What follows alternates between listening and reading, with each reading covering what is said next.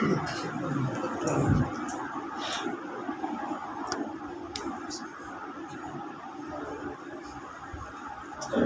لله نحمده ونستعينه ونستغفره ونعوذ بالله من شرور أنفسنا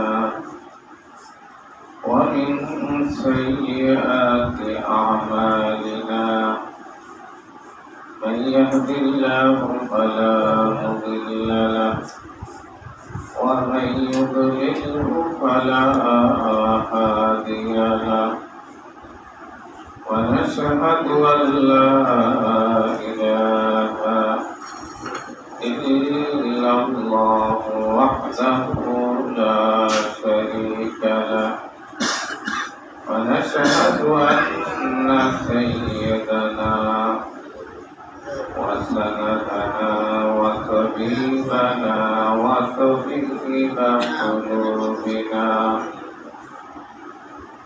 ومولانا وأولانا محمدا عبده ورسوله أما بعد فأعوذ بالله من الشيطان الرجيم بسم الله الرحمن الرحيم إن الله يأمر بالعدل والإحسان وإيتاء ذي القربى وينهى عن الفحشاء والمنكر والبغي يعظكم لعلكم تذكرون وقال تعالى في شان حبيبه إن الله وملائكته يصلون على النبي يا أيها الذين آمنوا صلوا عليه وسلموا تسليما اللهم صل على سيدنا ونبينا وشفيعنا وحبيبنا ومولانا محمد صلى الله عليه وعلى آله وأصحابه وبارك وسلم اللهم صل على سيدنا ونبينا وشفيعنا وحبيبنا ومولانا محمد صلى الله عليه وعلى آله وأصحابه وبارك وسلم معزز محترم واجب الاحترام مع সম্মানিত হযরত মুসলিয়ান کرام মহান রব্বুল আলামিনের দরবারে লাখ কোটি শুকর যে মহান রব্বুল আলামিন আমাদেরকে একেবারে রমজানের শেষ প্রান্তে আসার তৌফিক দান করেছেন এই পর্যন্ত আমাদের হায়াত রেখেছেন এজন্য মহান রব্বুল আলামিনের দরবারে শুকরিয়া তান একবার বলি আলহামদুলিল্লাহ আলহামদুলিল্লাহ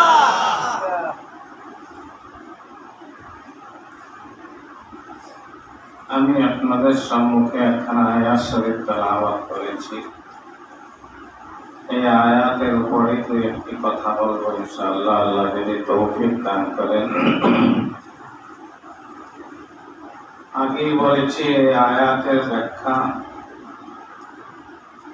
সামান্য সময়ের ভিতরে বা অল্প কয়েকদিনের ভিতরে এই আয়াতের ব্যাখ্যা করা তাফসীর করা সম্ভবপর নয় বিস্তারিত আয়াতের ভিতরে আল্লাহ পাক সুবহানাহু ওয়া তাআলা সংক্ষিপ্ত আকারে সর্বকিছু আল্লাহ বয়ান করে দিয়েছে তারপরেও সংক্ষিপ্ত আকারে দুই একটি কথা বলবো ইনশাআল্লাহ। গত সপ্তাহ গত পরশু দিনকার সম্ভবত বলেছিলাম ইন্নাল্লাহা ইয়া'মুরু বিল আদলি ওয়াল ইহসান, ইহসানের কথা বলেছিলাম। ইহসানের একটি অর্থ হলো আন তা'বুদাল্লাহা কাআন্নাকা তারাহু ফাইন লাম তাকুন তারাহু ফাইন্নাহু ইয়ারাক। ইবাদত করবে এমন ভাবে বা সর্ব অবস্থার ভিতরে আল্লাহকে তুমি দেখতেছো, যদি তা না পারো অন্তত আল্লাহ তোমাকে দেখতেছে। আরেকটি অর্থ হলো সবার সাথে, পৃথিবীর মানুষ, গরু, ছাগল, প্রাণী যা আছে সবার সাথে ভালো ব্যবহার করা, ভালো আচরণ করা, ভালো করা, এর নামই হলো ইহসান। আল্লাহ বলতেছেন আহসিন কামা আহসানাল্লাহু ইলাইক। আল্লাহ তোমার প্রতি যেভাবে ইহসান করেছেন, দয়া করেছেন, মেহেরবানি করেছেন, তুমিও অন্যের প্রতি সেভাবেই দয়া করো, মেহেরবানি। আল্লাহ আমার প্রতি অনেক দয়া মায়া মেহেরবানি করেছেন, সুতরাং আমারও অন্যের প্রতি দয়া করা অপরিহার্য দরকার। বুখারী শরীফের ভিতরে একটা হাদিস আছে, একজন ব্যক্তি একটা কুকুরকে, যে কুকুরটা বিভাসিত ছিল, পানি না পায়া খুব কষ্ট পাচ্ছিল, ওই কুকুরটাকে ওই ব্যক্তি পানি পান করানোর কারণে আল্লাহ পাক সুবহানাহু ওয়া তাআলা তাকে মাফ করিয়ে দিয়েছেন। সুবহানাল্লাহ। একটা কুকুরের খেদমত করেছেন, আল্লাহ যার উসিলায় তাকে মাফ করে দিয়েছেন। এটা আল্লাহর কত বড় বিষয়। আমরা তো কুকুরকে কত হেলা তুচ্ছ করি, মারি। হ্যাঁ, হাদিসের ভিতরে রাও আসছে আল্লাহ রাসূল সাল্লাল্লাহু আলাইহি ওয়াসাল্লাম, আমরা রাসূলুল্লাহ সাল্লাল্লাহু আলাইহি ওয়াসাল্লাম বিকতলিল কিলাব, আল্লাহ রাসূল কুকুরকে হত্যা করার আদেশ দিয়েছেন, কারণ কুকুর হলো কষ্টদায়ক প্রাণী। কুকুর মানুষকে যদি কামড় দেয় তাহলে মানুষের এর থেকে আরোগ্যতা হওয়ার, মুক্তি পাওয়ার উপায়। এই জন্য আল্লাহ রাসূল, সেটা এক বিষয়, কিন্তু অযথা অনর্থক ভাবে তার সাথে যদি আমি কুকুরকেও ইহসান করি, আল্লাহ আমাকেও সেই উসিলায় মাফ করে দেন। সুবহানাল্লাহ। হযরত তাকি উসমানী সাহেব দামাত বরকাতুহুল আলিয়া, তিনি তার ইসলামী খুতবাতের ভিতরে একটা ঘটনা উল্লেখ করেছেন। একজন বহুত বড় মুহাদ্দিস ছিলেন, তিনি সর্ব অবস্থার ভিতরে, নাম উল্লেখ করেন নাই তিনি সর্ব অবস্থার ভিতরে হাদিস লেখতেন, হাদিস পড়তেন, হাদিস পড়াইতেন, দ্বীনের কাজ নিয়ে সর্ব অবস্থার ভিতরে ব্যস্ত থাকতেন।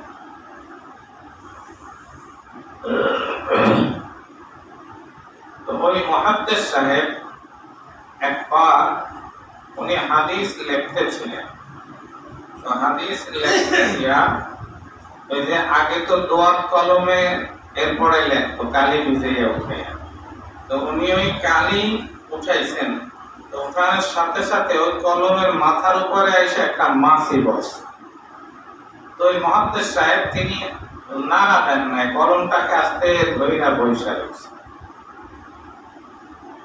তো কিছুক্ষণ পরে মাছিটা ওখান থেকে উড়ে গেছেন। এরপরে উনি ওনার লেখার কাজ শুরু করছেন। ওনার মৃত্যুর পরে ওনার কোন একজন ছাত্র, কোন একজন মুরিদ বা ভক্ত স্বপ্নের ভিতরে হুজুরের দর্শন লাভ করেন, হুজুরের সাথে দেখা হন স্বপ্নের ভিতরে। অনেক আমলও আছে মৃত্যু ব্যক্তিকে স্বপ্নের ভিতরে দেখা, কোন হালতে আছে, এগুলো জানার জন্য অনেক আমল ওলামায়ে কেরাম লেখেন। তো উনি স্বপ্নের ভিতরে দেখতেছেন যে হযরতের সাথে দেখা। তো জিজ্ঞাসা করতেছেন, হযরত, আল্লাহ আপনার সাথে কেমন আচরণ করছেন? আপনি তো দুনিয়ার সারা জীবনটা আপনি লেখালেখি, পড়াপড়ি, দর্শ তদরিস, দাওয়াত ও তাবলীগ, দ্বীনের মেহনতের ভিতরে আপনি কাটাইয়া দিয়েছেন। অনেক ওলামায়ে কেরাম আছেন, অনেক মানুষ আছেন যে সারা জিন্দেগিটা নিজের জীবনটাকে দ্বীনের পথে উৎসর্গ করে দেন। এরকম আছে নাকি? বলেন। নাম স্মরণ আসতেছে না, আমার কিতাবের ভিতরে দেখেছি বলতে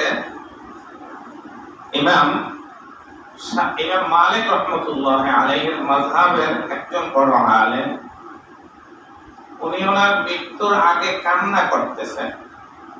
ওই কান্নার ভিতরে একদিন ওনাকে জিজ্ঞাসা করলেন একজনে যে হুজুর আপনি কান্না করেন কেন? তো তিনি বললেন যে আমি কান্না করি আল্লাহর কাছে আমার পুরা জিন্দেগির হিসাব আমি বুঝ করছি, তবে আমার 2টা রাত্র আমি ভিন্ন কাজের ভিতরে মগ্ন ছিলাম, যার কারণে আমি আল্লাহর কাছে ওই 2টা রাত্রের কি হিসাব দেব সেই জন্য আমি খুব চিন্তিত। জিজ্ঞাসা করলো কোন রাত্র? এক রাত্র হলো আমার মা ইন্তেকাল করেছিলেন, কিন্তু আমি তাকে দাফন কাফন গোসল যে দেওয়াবো কোনো মহিলা দিয়া, এমন কোন মহিলা আমি পাচ্ছিলাম না, কোনো মানুষ আমি পাচ্ছিলাম না। কোন এক সফরের ভিতরে আমার মা ইন্তেকাল করে, তখন আমি ওই পেরেশানিতে কাটাই, তখন আমি আল্লাহর কথা ভুলে যাই। ওই মায়ের দাফন কাফন কিভাবে হবে আমি সেই পেরেশানিতে কাটাই, যে কিভাবে তাকে গোসল দেব, তাকে কিভাবে দাফন দেব, কোনো মানুষজন পাচ্ছিলাম না। তো আল্লাহ ব্যবস্থা করে দিয়েছেন, আল্লাহর মাধ্যমেই ব্যবস্থা হয়েছে, আমার মায়ের দাফন কাফনের ব্যবস্থা হয়ে গেছে। তো ওই রাতটা আমি আল্লাহর চিন্তায় না কাটাইয়া আমি ওই চিন্তার ভিতরে ছিলাম, যার কারণে আমার খুব ভয় হয় আল্লাহ যদি আমাকে জিজ্ঞাসা করে যে তোর মা ইন্তেকাল করেছেন, কোনো মানুষ ছিল না, তুই আমার কাছে বলবি, আমি আল্লাহ ব্যবস্থা করে দেব। সুবহানাল্লাহ। তুই নিজে নিজে কেন ফিকির করতে গেলি, আমি আল্লাহর কাছে কি জবাব দেব? আর একটা রাত হলো আমার মা আমাকে যেই রাত্রে বিবাহ করাইয়া বাসর ঘরে দিয়েছিল, ওই রাতটা আমি আমার স্ত্রীর সাথে কাটিয়েছি। ওই রাতে আমি আমার স্ত্রীকে নিয়ে মগ্ন ছিলাম, আমি আল্লাহর কথা সামান্য সময়ের জন্য হলেও ভুলে গিয়েছিলাম। যদিও এটা ভুলার নয়, এর মাধ্যমে অনেক স্বভাব, তারপরেও তার নিকটে তার মনের ভিতরে আসতেছে যে আমি ওই 2 রাত আল্লাহ স্মরণ থেকে গাফেল ছিলাম, যার কারণে আমি খুব ভয়ে আছি। আল্লাহ যদি আমাকে জিজ্ঞাসা করে তাহলে আমি আল্লাহর কাছে কি জবাব দেব?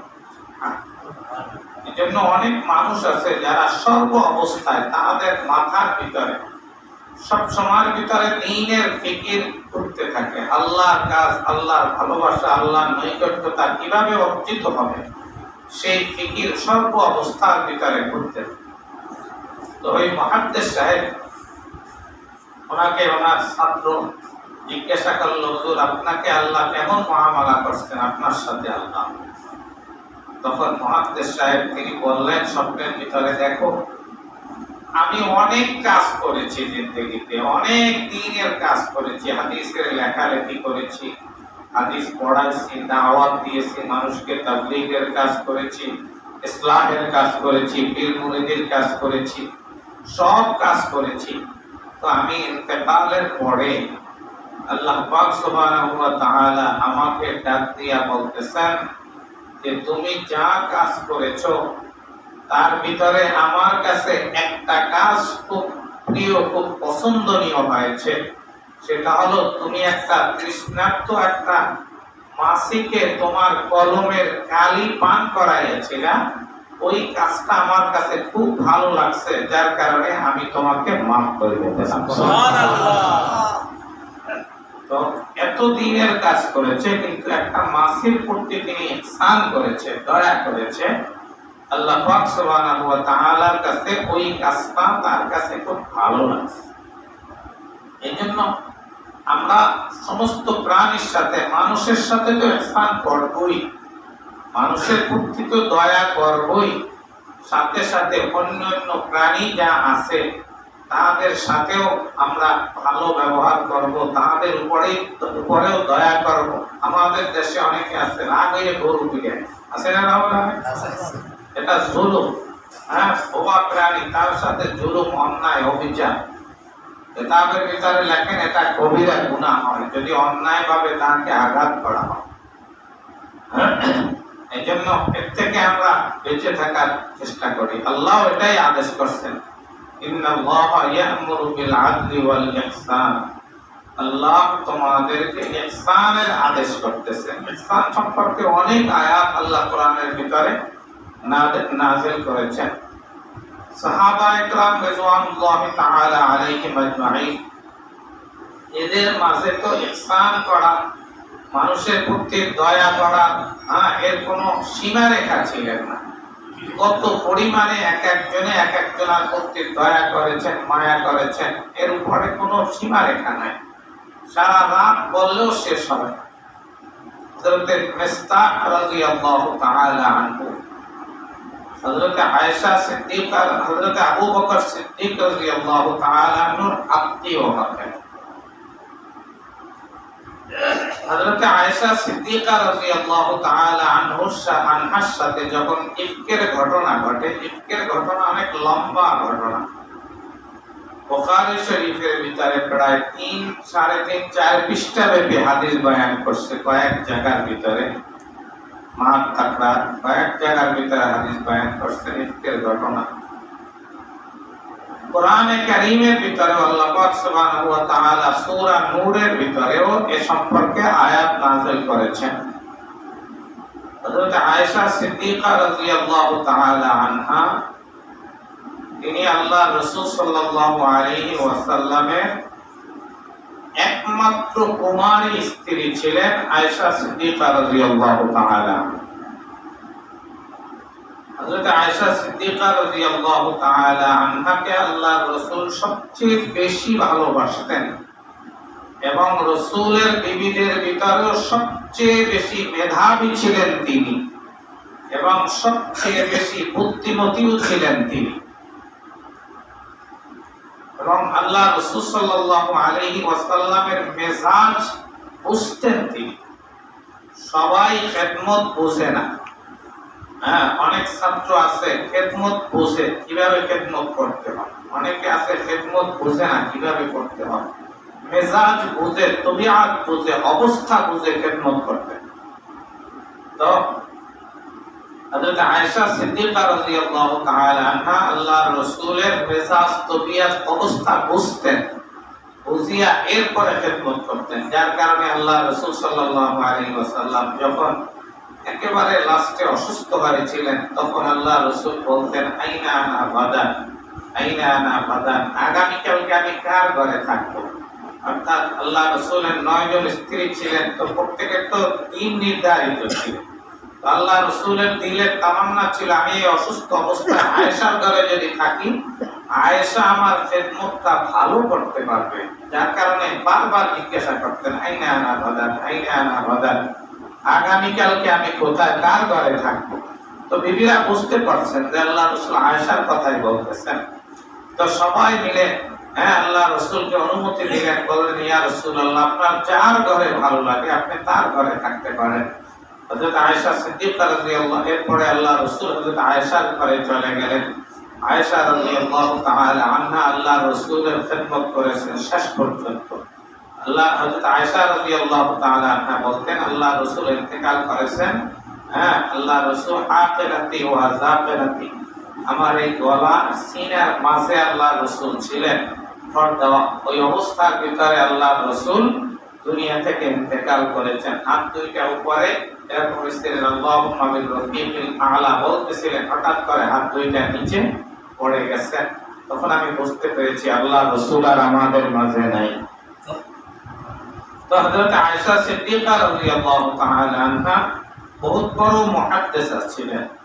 হাদিসের কিতাবের ভিতরে আয়েশা রাদিয়াল্লাহু তাআলা আনহার বর্ণিত হাদিসের কোনো অভাব নাই। সাহাবায়ে কেরামের মাঝে কোনো মাসআলা নিয়ে জটিলতা বাজলে হযরত আয়েশা রাদিয়াল্লাহু তাআলা আনহার কাছে যাইতেন, তিনি আস্তে করে ওই মাসআলার জবাব দিয়ে দিতেন, ফয়সালা করে দিতেন। এত বড় আলেমা ছিলেন।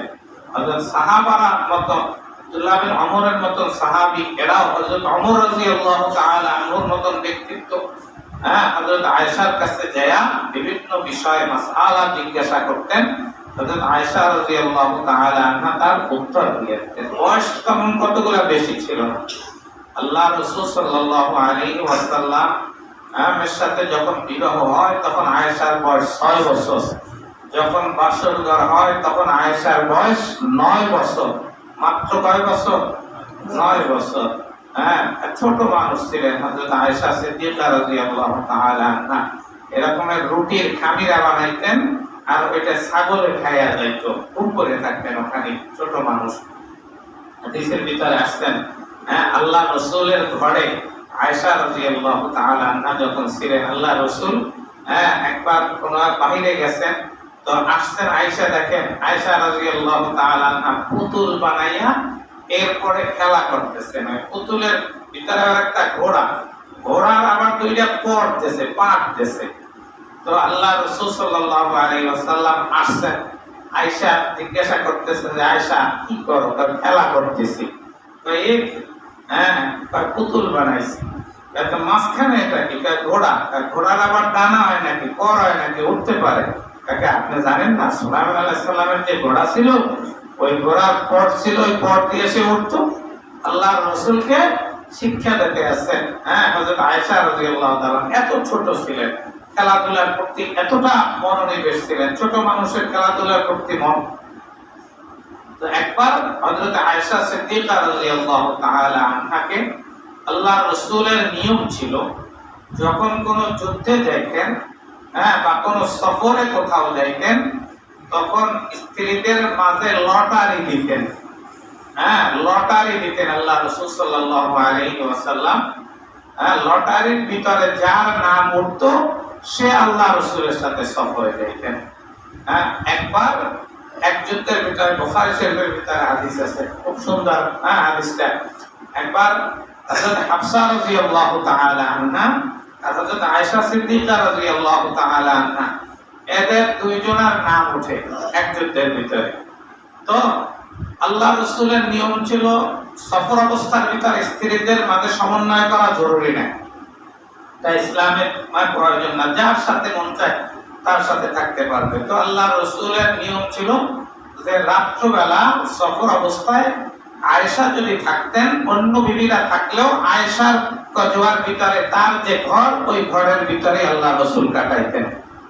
তো হযরত হাফসা রাদিয়াল্লাহু তাআলা আনহা একবার হযরত আয়েশা রাদিয়াল্লাহু তাআলা আনহাকে বলতেছেন যে দেখো, তুমি যে হাওদাজের ভিতরে থাকো, হাওদাজ মানে উটের পিঠে যে ঘরটা থাকে, এটাকে হাওদাজ বলে আরবিতে।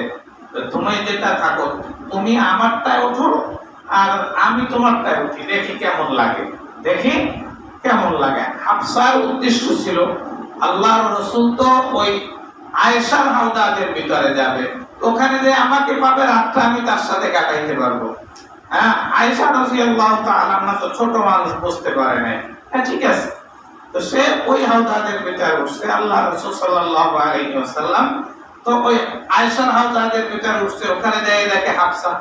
তো আল্লাহ রাসূল রাতটা ওইভাবে সফর অবস্থার ভিতরে ওই হাওদাজের ভিতরে কাটাই দেন। সকাল যখন আখিরি রাতের ভিতরে নামছেন, তখন হযরতে আয়েশা রাদিয়াল্লাহু তাআলা আনহা বিষয়টা বুঝতে পারছেন। এটা বুখারী শরীফের ভিতরে আছে। আয়েশা রাদিয়াল্লাহু তাআলা আনহা তার হাওদাজ থেকে নামিয়া রাসূলের কাছে আসিয়া ইজফির ঘাস আছে, কাঁটাওয়ালা ঘাস, ওই ঘাসের ভিতরে পা দিয়া বলতেছে, আল্লাহ তুমি কোন একটা সাপ আনিয়ে দাও, বিচ্ছু আনিয়ে দাও, যে আমাকে ধ্বংস করো। আমি এত বড় ধোঁকা খেয়েছি আজকে রাতে। তো এদের মাঝে মিল ছিল বলতেছিলাম। তো যাই হোক, তো ওই একটা যুদ্ধটার নাম হলো মুরাইসির যুদ্ধ। মুরাইসির যুদ্ধটার নাম। ওই যুদ্ধের ভিতরে হযরত আয়েশা রাদিয়াল্লাহু তাআলা আনহা আল্লাহর রাসূলের সাথে ছিলেন। যুদ্ধ শেষ করার পরে আল্লাহ রাসূল সাল্লাল্লাহু আলাইহি ওয়াসাল্লাম যখন ফেরত আসতেছিলেন, তো রাত্রবেলা এক জায়গার ভিতরে আল্লাহ রাসূল নামেন। তো ওখানে অবস্থান করেন। হযরত আয়েশা রাদিয়াল্লাহু তাআলা আনহা ফরমান, আল্লাহর রাসূল আবার যখন যাওয়ার সফর করার ইরাদা করেন, তখন আগেই এলান দিয়ে দেন যে আমরা কিছুক্ষণ পরেই আমরা রওনা দেব। তো এলান দেওয়ার পরে হযরত আয়েশা রাদিয়াল্লাহু তাআলা আনহা ফরমান যে অনেকে হাজত সারার জন্য যায়, আমিও আমার হাজত সারার জন্য গেলাম। হাজত সারতে যখন গেলাম, আমি আমার উটের কাছে আসছি। আসার পরে আমি হাত দিয়ে দেখি আমার গলার হারটা নাই। তো আমার গলার হার নাই, এই বিষয়টা যখন আমি দেখলাম, কারণ হারটা আমার ছিল না, সেটা ছিল আমার বোন হযরতে আসমা রাদিয়াল্লাহু তাআলা আনহা।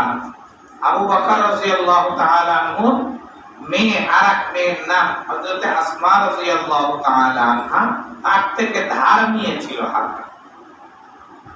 তো ওই হারটা হারায় গেছে। আমি দৌড়ে যেখানে আমার হাজত পুরা করার জন্য গেছি সেখানে গেলাম।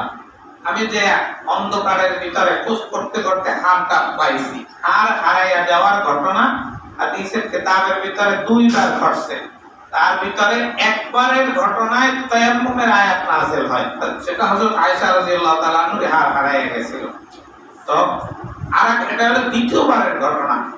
তো আল্লাহ রাসূল হযরত আয়েশা রাদিয়াল্লাহু তাআলা আনহা হারটা পায়া তিনি আসেন, কিন্তু আসার পরে দেখেন কাফেলার মানুষ সবাই চলে গেছে। তো আল্লাহ রাসূলের একটা নিয়ম ছিল যে রাত্রবেলা কোথাও অবস্থান করলে একজন লোক পিছনে রাখিয়া দেয়। তো যদি কাহারও কোনো জিনিস হারিয়ে যায়, ওখানে পড়ে থাকে, সে ওইটা নিয়ে যাবে। অথবা কোনো ব্যক্তি যদি পিছন থেকে পথ বলিয়া যায়, তাকে পথ দেখাইয়া এরপরে নিয়ে যাবে। একজন পরিচিত মানুষ যে চিনে, এরকমের একজন মানুষ পিছনে রাখিয়া দেয়। তো আল্লাহ রাসূল সাল্লাল্লাহু আলাইহি ওয়াসাল্লাম হযরত সাফওয়ান ইবনে মুআত্তাল রাদিয়াল্লাহু তাআলা আনহুকে ওখানে পিছনে রাখিয়া গেলেন। তো হযরত সাফওয়ান ইবনে মুআত্তাল রাদিয়াল্লাহু তাআলা আনহুর ব্যাপারে মিশকাত শরীফের ভিতরে একটা হাদিস আছে, সুন্দর একটা হাদিস। হ্যাঁ, এক কথা আর এক কথা আসে। তো হযরত সাফওয়ান ইবনে মুআত্তাল রাদিয়াল্লাহু তাআলা আনহুর ব্যাপারে তার স্ত্রী একবার তিনটা অভিযোগ আনেন আল্লাহ রাসূলের কাছে। এক নম্বর অভিযোগ যে ইয়া রাসূলুল্লাহ, আমার স্বামী আমারে নামাজ পড়তে দেয় না। দ্বিতীয় নম্বর অভিযোগ, আমার স্বামী আমাকে রোজা রাখতে দেয় না। তৃতীয় নম্বর অভিযোগ, আমার স্বামী ফজরের নামাজ পড়ে না। 13টা অভিযোগ মারাত্মক নাকি বলেন? ওই জায়গার ভিতরে সাফওয়ান ইবনে মুআত্তাল রাদিয়াল্লাহু তাআলা আনহু উপস্থিত ছিলেন।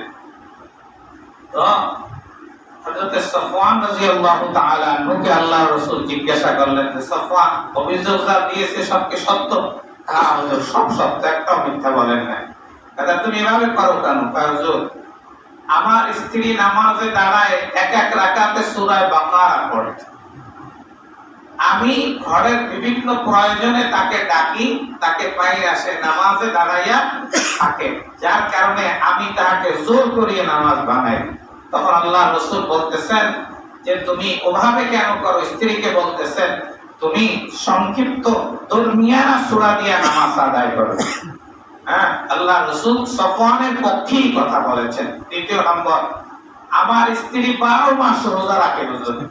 আমি একজন যুবক ছেলে, হ্যাঁ, যার কারণে আমি তাকে মাঝে মাঝে রোজা ভাঙাইয়া দেই। হ্যাঁ, আমার স্ত্রীর কাছে যাইয়া, আমি অন্য অন্য 10 জন পুরুষের মতন নয়। আল্লাহ রাসূল বলেন যে যদি কোনো মহিলা রোজা রাখতে হয়, নফল রোজা, তাহলে তার স্বামী উপস্থিত থাকলে স্বামীর অনুমতি নিয়ে রাখতে হবে। তুমি তার অনুমতি ছাড়া রোজা রাখতে পারবে না। তুমি ফজরের নামাজ পড়ো না কেন? হুজুর, আপনি জানেন যে আমি সাংসারিক লোক, আমি আমার খেতে কাজ করতে হয়, বিভিন্ন কাজ থাকে, আমার কাজ করতে করতে আমার রাত হয়ে যায় অনেক। আল্লাহ রাসূল সাল্লাল্লাহু আলাইহি ওয়াসাল্লাম বললেন যার কারণে আমি উঠতে পারি না, সকালবেলা আমি আলাপ পাই না, ঘুমের ঘরে পড়ে থাকি। আল্লাহ রাসূল সাল্লাল্লাহু আলাইহি ওয়াসাল্লাম ফরমান সাল্লি ইযা ইস্তাইকাযা, যখন জাগ্রত হবে সে তখন নামাজ পড়ে নেবে। ওইটাই ফাইন্না যালিকা ওয়াক্তুহা, সাফওয়ান, ওইটাই তোমার জন্য ওয়াক্ত। তুমি যখন ঘুম থেকে জাগবা তখনই নামাজ পড়ে নেবা। ঘুম এটা ওযর, এখানে আর কোনো কিছু বিষয় নাই। ঘুম থেকে জাগছো, বাস ওইটাই তোমার ওয়াক্ত, তখন তুমি আদায় করিয়ে নাও। তো সাফওয়ানের পক্ষে বলছে না কথা আল্লাহ রাসূল করেন। সেই সাফওয়ান ইবনে মুআত্তাল রাদিয়াল্লাহু তাআলা আনহু তিনি পিছনে ছিলেন। তো হযরত আয়েশা রাদিয়াল্লাহু তাআলা আনহা তিনি মনে মনে ভাবলেন, আমি যদি এখান থেকে হাঁটি, অন্ধকারে তো কিছু দেখা যাচ্ছে না, আমি যদি এখান থেকে হাঁটি আমি তো পথ চিনব না, তার থেকে আমি একটা কাজ করি, আল্লাহ রাসূল যখন আমাকে সকালবেলা পাবে না তখন আমাকে পুনরায় তালাশ করার জন্য পাঠাইবেন, আর তালাশ করতে আসলে আমি যদি এখানে থাকি এখানে আসবে, এখানে আমাকে পাওয়া যায়। আর যদি আমি যাই, কোথা থেকে কোথায় যাব আমি তো কিছু চিনি না, মরুভূমি এলাকা। তো ওখানে আয়েশা রাদিয়াল্লাহু তাআলা আনহা ওখানে বসে রইলেন। হঠাৎ করে তার ঘুম চলে আসে, ঘুমায়া পড়ছে। তো সকালবেলা হযরতে সাফওয়ান ইবনে মুআত্তাল রাদিয়াল্লাহু তাআলা আনহু তিনি দেখলেন যে একটা এরকমের আবৃত চাদর দিয়ে আবৃত অবস্থায় একটা নারী ওখানে ঘুমাচ্ছে। তিনি যখন কাছাকাছি গেলেন তখন আয়েশা রাদিয়াল্লাহু তাআলা আনহাকে চিনতে পারলেন, কারণ পর্দার হুকুম নাযিল হওয়ার আগে সাফওয়ান হযরত আয়েশাকে দেখেছিল, যার কারণে চিনতে পেরেছেন। তো তিনি দেখার পরে সাথে সাথে বলছে, ইন্না লিল্লাহি ওয়া ইন্না ইলাইহি রাজিউন। হযরত আয়েশা সিদ্দিকা রাদিয়াল্লাহু তাআলা আনহা ফরমান, তার ইস্তিরজা এই ইন্না লিল্লাহ শব্দ শুনে আমার ঘুম ভাঙছে। এরপরে হযরত সাফওয়ান ইবনে মুআত্তাল রাদিয়াল্লাহু তাআলা আনহু তিনি তার উটটাকে, আমার কাছে সংক্ষিপ্ত বলতেছি, তারপরে নামাজ কালাম যা হওয়ার হয়েছে, এরপরে উটটাকে আনিয়া ওখানে বসাইয়া দিয়েছেন। আর কোনো কথা বলেন নাই। বুখারী শরীফের ভিতর আছেন হযরত আয়েশা রাদিয়াল্লাহু তাআলা আনহা ফরমান, আমি সাফওয়ান থেকে কিচ্ছু শুনি নাই, মা সামি'তু মিন সাফওয়ান গায়রা ইস্তিরজাইহি, ইন্না লিল্লাহ ব্যতীত আর কোনো একটা শব্দ তার থেকে শুনি নাই। তিনি আমার উটটাকে বসায়া দিয়েছেন, আমি তার উটের পিঠে উঠছি, এরপরে আমাকে নিতে নিতে আল্লাহ রাসূলের কাছে নিয়ে গেছেন। আল্লাহ রাসূলের কাছে যখন গেলাম তখন সময়টা ছিল দুপুরের সময়, একেবারে দুপুরের টাইম হয়ে গেছে। এদিকে মুনাফিক আব্দুল্লাহ বিন উবাই, রাইসুল মুনাফিকিন, এরকমের যারা আছেন মুনাফিক, এরা বিভিন্ন রকমের মন্তব্য শুরু করে দিয়েছেন, বিভিন্ন রকমের কথাবার্তা শুরু করে দিয়েছেন, বাজে মন্তব্য হযরত আয়েশা রাদিয়াল্লাহু তাআলা আনহার বিপক্ষে। আল্লাহু আকবার কাবীরা। বুখারী শরীফের হাদিস, লম্বা হাদিস।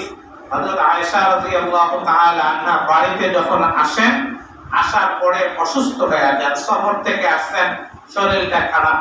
আল্লাহর রাসূল সাল্লাল্লাহু আলাইহি ওয়াসাল্লামের অন্যান্য সময় আয়েশা অসুস্থ হলে যে মানসিকতা দেখাইতেন আল্লাহর রাসূল, এবারে সেই মানসিকতা দেখায় না আল্লাহর রাসূল। আল্লাহর রাসূল সাল্লাল্লাহু আলাইহি ওয়াসাল্লাম শুধু ঘরের ভিতরে আসে, সালাম দেয় আর বলে, কাইফা ঠিক, আয়েশা কি অবস্থা তোমার, এতটুকু বইলে আবার চলে যায়। হযরত আয়েশা রাদিয়াল্লাহু তাআলা আনহা ফরমান, আমি তো কিছু জানি না, বুঝি না, আমি তো বিষয়টা কিছু বুঝতে পারি না, আমি অসুস্থ। এভাবে যাইতে যাইতে বেশ অনেক দিন, সপ্তাহখানেক হয়ে গেল। এরপরে একবার আমি একটু সুস্থর পথে, হযরত আয়েশা রাদিয়াল্লাহু তাআলা আনহা ফরমান, আমি একটু সুস্থের মতন, ঠিক ওই অবস্থার ভিতরে আমি তখনকার যুগে মানুষ ঘরের চারপাশে কোনো পায়খানার ব্যবস্থা ছিল না, হাজত পুরা করার জন্য দূরে যাইতে হতো। দূরে যাইয়া মহিলারা রাত্রবেলা হাজত পুরা করতে দূরে যাইতো। তো হযরত আয়েশা রাদিয়াল্লাহু তাআলা আনহা ফরমান, আমি মিস্তাহের মাকে সঙ্গে নিয়ে আমি আমার হাজত পুরা করার জন্য গেলাম। তো হাজত সংক্ষিপ্ত বলতেছিলাম, বা মাঝখানে আরো অনেক কথা আছে। তো বলতেছেন, আমি আমার হাজত পুরা করার জন্য গেলাম। তো পথিমধ্যে আসার সময় মিস্তা পায়ে হোঁচট খেয়েছেন, তো হোঁচট খেয়ে পড়ে গেছেন, আর বলতেছেন যে তার ছেলের ব্যাপারে বদদুয়া করতেছেন, মিস্তা ধ্বংস হয়ে যাক। আবার হোঁচট খাইছেন, আবার ধ্বংস হয়ে যাক, এই কথা বলছেন, মা ছেলের জন্য বলতেছেন। তখন আয়েশা রাদিয়াল্লাহু তাআলা আনহা বললেন যে, আপনি কি বলতেছেন এই সমস্ত কথা? মিস্তা তো বদরি সাহাবী, হাদিসের ভিতরে আসছে, আল্লাহ পাক সুবহানাহু ওয়া তাআলা বদরীদের ব্যাপারে জ্ঞাত। আল্লাহ বলেন, যা মন চায় বদরীরা তোমরা করতে থাকো, আল্লাহ তোমাদের মাফ করে দিয়েছেন। বদরীদের এত মর্যাদা, সে তো বদরি সাহাবী। আর আপনি তার বিরুদ্ধে সমস্ত কেন বলতেছেন?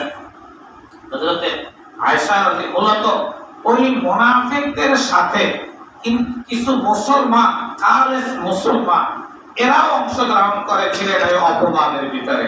তার ভিতরে একজন হযরত হাসান বিন সাবিত রাদিয়াল্লাহু তাআলা আনহু, একজন মিসতাহ বিন উসাসা রাদিয়াল্লাহু তাআলা আনহু, আর একজন হযরত হামনা বিনতে জাহাশ, হযরত যায়েনাব বিনতে জাহাশ রাদিয়াল্লাহু তাআলা আনহুর বোন। এরাও শামিল হয়ে গেছিলেন ওই অভিযোগের ভিতরে। হ্যাঁ, আয়েশার সাথে তার সাথে কোনো সম্পর্ক রয়েছে সাফওয়ানের সাথে। তো যাই হোক, তো যার কারণে এই কথা তো আয়েশা জানে না, তো মা জানছে, মা ছেলের জন্য বদদোয়া করতেছে। তো হযরত আয়েশাকে বললেন, মিস্তা দেখে তুমি কিছু শোনো না, বিষয় কি হয়েছে, মিস্তা কি বলতেছে তোমার ব্যাপারে? বলে না। এরপরে ওই মহিলা মিস্তার মা তিনি সব বিষয়টা খুলিয়া বললেন যে তোমার বিরুদ্ধে সারা দেশের ভিতরে তো অভিযোগ, বিভিন্ন রকমের অপবাদ ছড়াইয়া পড়ছে এরকমের। হযরত আয়েশা রাদিয়াল্লাহু তাআলা আনহা ফরমান, আমি আমার কাছে যখন এই খবরটা বলে তখন আমার শরীরটা এমন হালকা হয়ে যায় যে আমি জমিনে পাড়া দেই নাকি আমার নিজের শরীরের ব্যাপারে আমার কোনো খবর নেই, আমি এমন অবস্থা হয়ে গেছে। হযরত আয়েশা সিদ্দিকা রাদিয়াল্লাহু তাআলা আনহা ফরমান, আমি আস্তে আস্তে ঘরে গেলাম। ঘরে যাওয়ার পরে আমার আল্লাহর রাসূলের অপেক্ষায় ছিলাম। রাসূল আসার পরে আমি রাসূলকে বললাম, ইয়া রাসূলুল্লাহ, আমি আমার বাবার বাড়ি যেতে চাই। আল্লাহ রাসূল সাল্লাল্লাহু আলাইহি ওয়াসাল্লাম অনুমতি দিলেন। উদ্দেশ্য হলো যে যাই আমি আমার বাবা এবং মায়ের কাছ থেকে বিষয়টা আমি জানবো ভালোভাবে যে মানুষ কি বলতে চাচ্ছে আমার বিরুদ্ধে।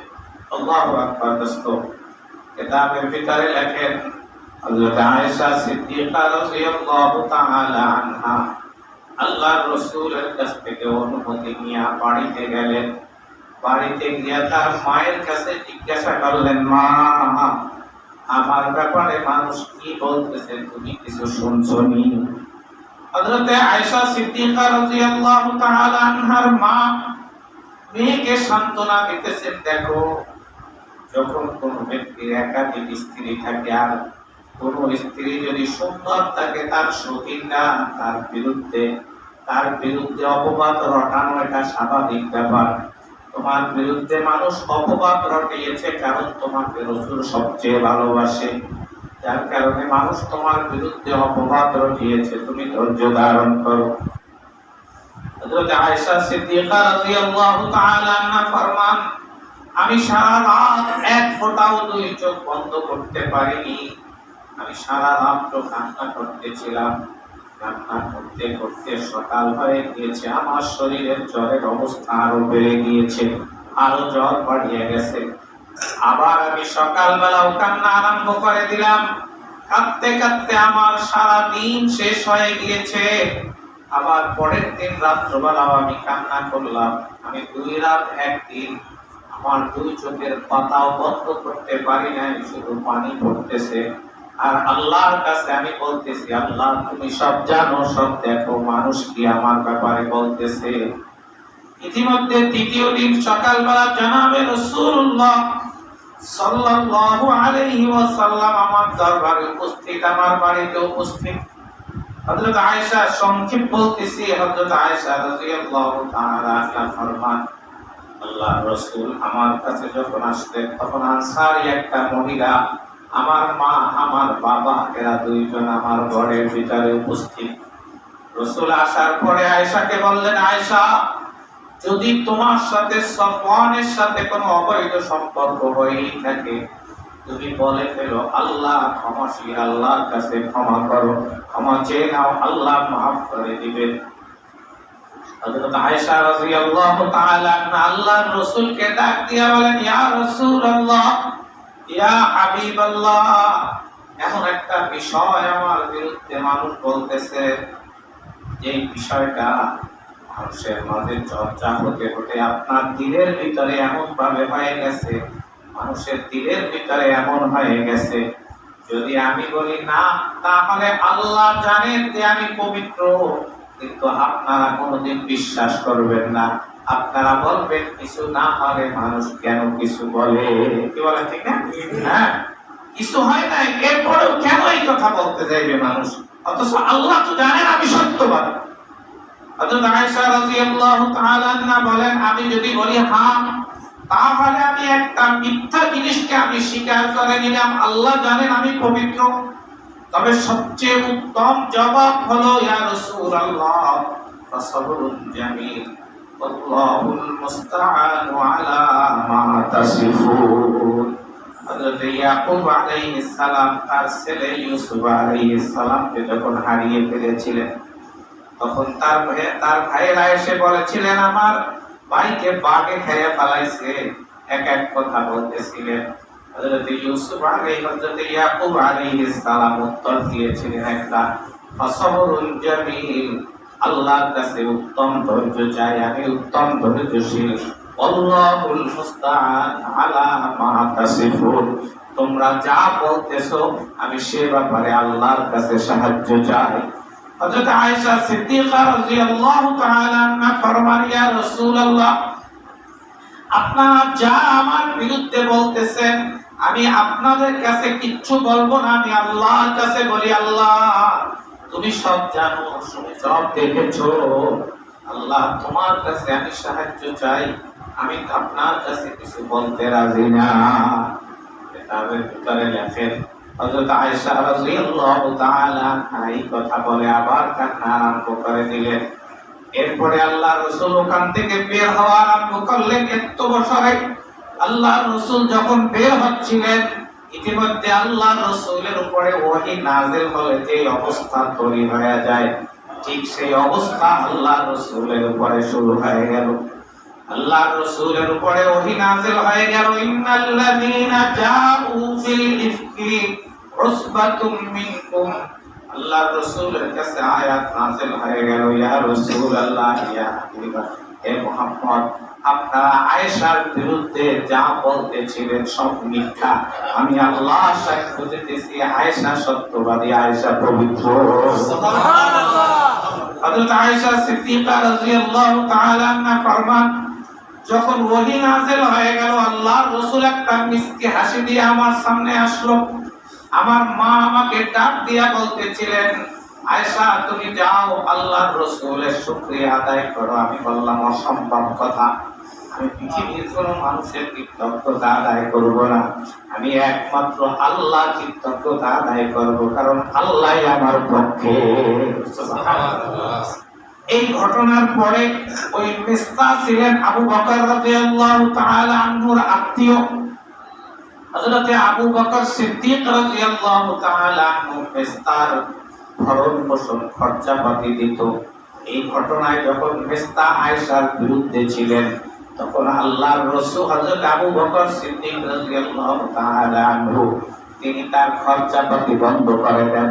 আল্লাহ আয়াত নাযিল করে দেন, ওয়ালা ইয়াতালি উলুল ফাদলি মিনকুম ওয়াসআতি আইয়ুতু উলিল কুরবা।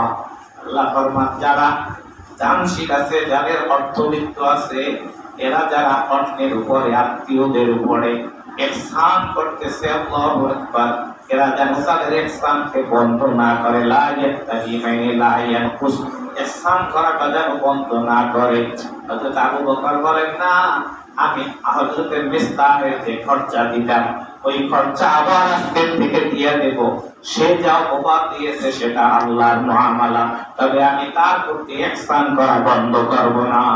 দেখেন, নিজের মেয়েকে অপবাদ দিয়েছে, এরপরেও তার যে খরচাপাতি দিতেন বলতেন আমি সেই ইহসান চালাইয়া যাব, আমি ইহসান করা বন্ধ করব না। সুবহানাল্লাহ। এজন্য দোস্ত, ইহসানের অনেক কথা আছে। আল্লাহ তো বলছে, তোমরা ইহসান করতে থাকো, মানুষের প্রতি দয়া করতে থাকো। আল্লাহ আমাদেরকে তৌফিক দান করুক। ওয়া আখিরু দাওয়ানা আলহামদুলিল্লাহি রাব্বিল আলামিন।